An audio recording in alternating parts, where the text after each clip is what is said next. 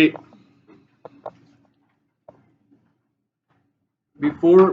So page 11 in your workbook, right?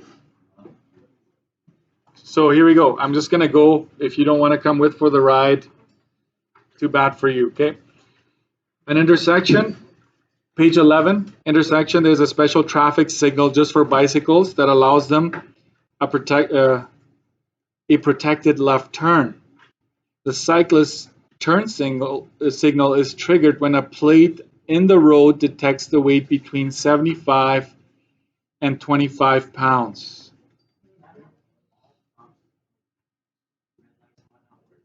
A lot of the intersections have a plate, right?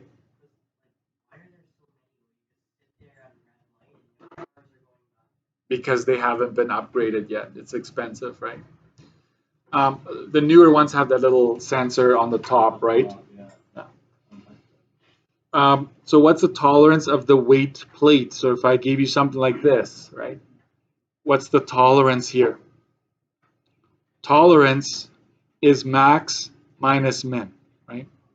So you just go 525 minus 75, and that's 450 pounds. There's a 450 pounds tolerance for that weight plate, okay? Why is the tolerance of the weight plate so high? This is where I'm curious to see what you would say about that. Why is there 450 pounds of a tolerance? Yeah. Yeah, and you could have more than one cyclist stopping at that, right? Like side by side, you could be right next to that person, right? So to account for variation in weights,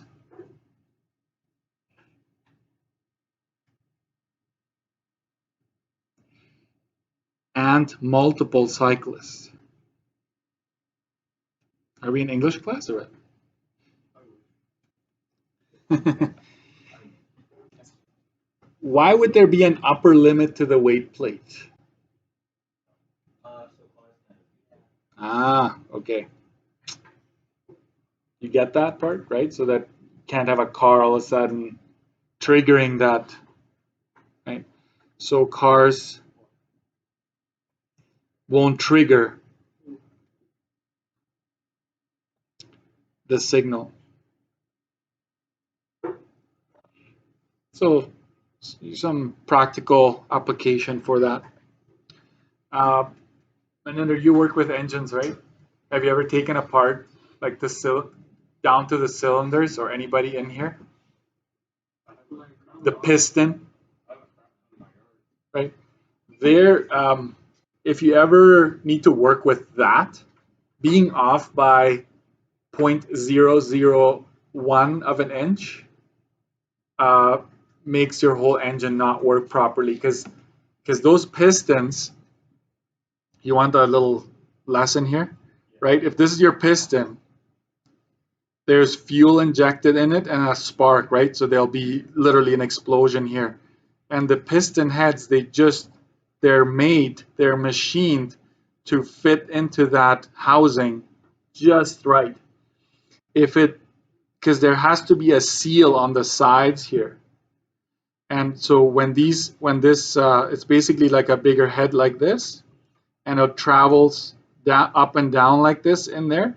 So if it travels up, it compresses the air, and fuel and a spark will go in there, causing a little explosion, pushing it back down, right? So it goes, and this repeats many times over. So if this cylinder in there is damaged on the sides here and allows there to be a leak of air or fuel, your engine will not run properly. If you ever see one of those engines that it looks like they're running out of breath when they run, like they almost can't get anywhere, this is probably what's happening, right? So they have to machine that and either replace this or, and so to measure the gap between, because there has to be a gap or else it wouldn't work, right? They use something called a feeler gauge. I don't know if you've ever A feeler gauge is like basically, it's almost like a pocket knife with lots of little knives coming out of it. And so you pick the thickness that you need, and then you try to get it in between and see if it's the perfect gap, right? Same with your spark plug. You know what a spark plug is? Maninder would know, and some spark plugs is basically, I don't know, this is not a really good, but there's a little stem here and another one coming out here, and there's a wire attached, a coil attached to this, and it sends a spark through that. When the engine runs, you will actually see a little spark that bridges from here to there. And if this gap isn't perfectly like if that separation is too much, it's not going to work. Your engine isn't going to run.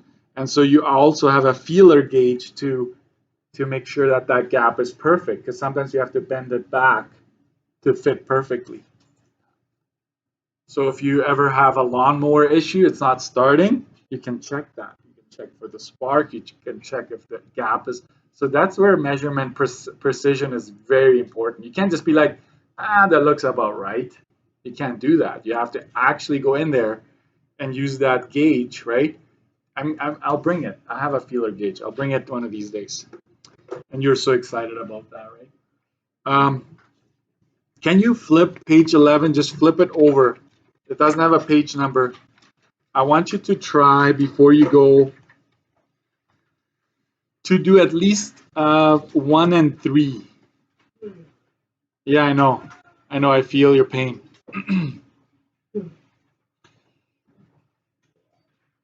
Listen carefully here. I want you to fill in this, and then I want you to state it and the other 3 formats, because you're given 1. There's another 3 formats that I want you to write this in. Do it right now before you go. Even if you think you know it all, you do it anyways. Then you do 1, 2, and 3, all right? And then we'll call it a weekend. How's that? And then coming back, we spent Monday, Tuesday on this test. And then you don't have to really worry about precision for a while, okay? I will give you the answers in a bit, and then you can check.